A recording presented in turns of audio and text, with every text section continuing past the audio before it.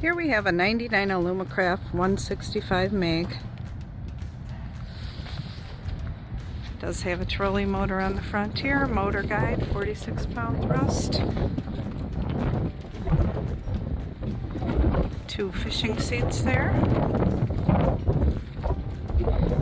Does have a bunch of electronics, as you'll see in the pictures. We have those off the boat right now. The motor is a 2019 Suzuki 60 horse, so the motor is much newer than the boat. Comes with the trailer. Does have a live well, rated for 5 passengers. Come check it out at SkipperBud's.